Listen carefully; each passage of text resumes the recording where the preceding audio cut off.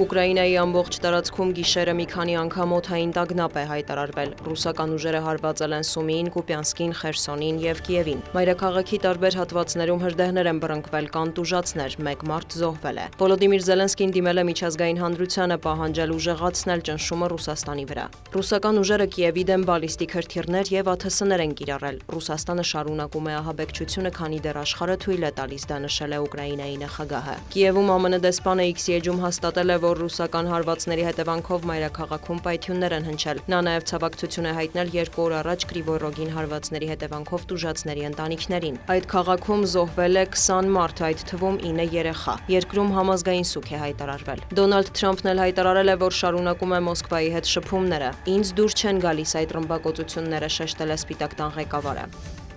Ռուսաստանի նախագահն աջակցում է Ուկրաինայում հրադադարի գաղափարին, հայտարարել է Կրեմլի խոսնակը։ Սակայն կան հարցեր, որոնք պետք է պատասխաններ ստանան, մեր շահերը պետք է հաշվի առնվեն, հավելել է Դմիտրի Պեսկովը։ Նա նշել է, թե Կիևը չի կարողանում վերահսկել ծայրահեղական եւ ազգայնական մի շարք ստորաբաժանումների գործողությունները։ Մեծ խնդիր է նաեւ Ուկրաինայի հետագա ռազմականացումը, մանրամասնել է Պաշտոնյան։ Պեսկովն անդրադարձել է ռուս-ամերիկյան բանակցություններին, հայտնել նոր շփումների հստակ ժամկետներ դեռ չկան։ Ավելի վաղ է Ռիադում ռուս-ամերիկյան բանակցությունների ընթացքում ռուսական պատվիրակության անդամ Կիրիլ Դմիտրիևը տեղեկացրել էր, որ Վաշինգտոնի եւ Մոսկվայի ներկայացուցիչները կարող են կրկին հանդիպել այս շաբաթ։ Նա հավելել է, որ մարտի 2-ից 3-ը Վաշինգտոնում արդյունավետ բանակցություններ է վարել Թրամփի ներկայացուցիչների հետ։ Դմիտրիևի խոսքով էներգետիկայի եւ այլ ոլորտների ամերիկյան ընկերությունները հետաքրքրված են Ռուսաստանում իրենց գործունեությունը վերսկսելու հարցում։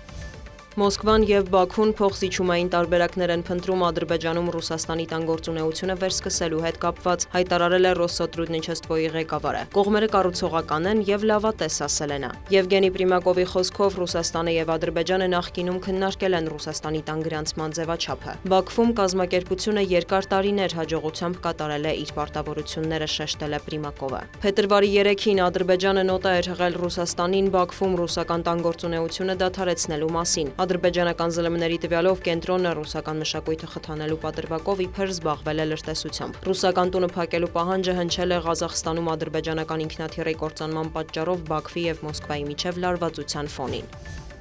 Հանդիպել են Ֆրանսիայի եւ Եգիպտոսի նախագահները, Էմանուել Մակրոնը Կահիրեում է երկօրյա պաշտոնական այցով։ Ելիսեյան պալատի ղեկավարն աջակցություն է հայտնել Եգիպտոսի կայունությանը, հաշվի առնելով տարածաշրջանում ստեղծված իրավիճակը։ Մակրոնն ընդգծել է Գազայի հատվածում իսրայելական ռազմական գործողությունները դադարեցնելու կարևորությունը, կոչ արել ազատ արձակել Համասի մոտ պահվող գերիներին։ Ֆրանսիայի նախագահը դեմ է արտահայտվել Գազայի հատվածի բնակիչների տեղահանմանը։ Նա հավատարմություն է հայտնել Լիբանանի ինքնիշխանությանը, ընդգծելով հրադադարի ռեժիմին հետևելու անհրաժեշտությունը։ Տարածաշրջանում անվտանգությունը եւ խաղաղությունը հնարավոր են միայն դիվանագիտության ճանապարհով, շեշտել է Մակրոնը։ Ասսիսին էլի թիվս այլնի մեկնաբանել է Կահիրե-Փարիզ հարաբերությունները, նշել դրանց ռազմավարական բնույթը եւ տարբեր ոլորտներում գործակցությունն ընդլայնելու կարեւորությունը։ Եգիպտոսի նախագահը դատապարտել է Սիրիայի դեմ իսրայելական ուժերի գործողությունները, նաեւ ընդգծել Կարմիր ծովում կայունության կարեւորությունը։ Դիանա Գասպարյան, լուրեր։